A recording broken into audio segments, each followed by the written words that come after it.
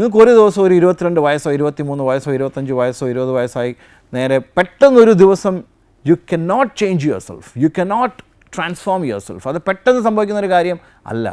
എത്രയും നേരത്തെ തുടങ്ങുന്നു, സ്റ്റാർട്ട് യങ്, അത് അത്രയും നല്ല കാര്യം. എൻ്റെ അഭിപ്രായത്തിൽ അത് ഫാമിലി തന്നെ തുടങ്ങുക. അതായത് ഫാമിലി മാത്രമല്ല, നമുക്ക് ക്ലബ്സ് ജോയിൻ ചെയ്യാം.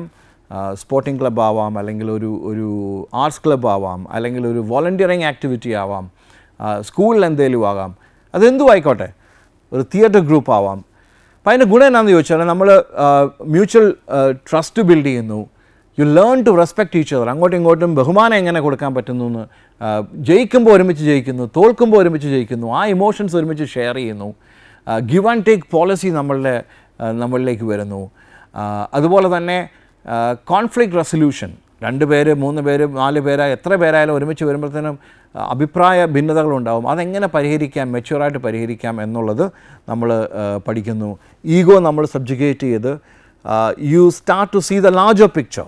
നമ്മളുടെ സ്വന്തം ഇൻട്രസ്റ്റ് പിന്നിലാക്കി ഗ്രൂപ്പിൻ്റെ ഇൻട്രസ്റ്റ് നമ്മൾ മുന്നിലേക്ക് വെക്കാനുള്ള ഒരു ഇത് പഠിക്കുന്നു.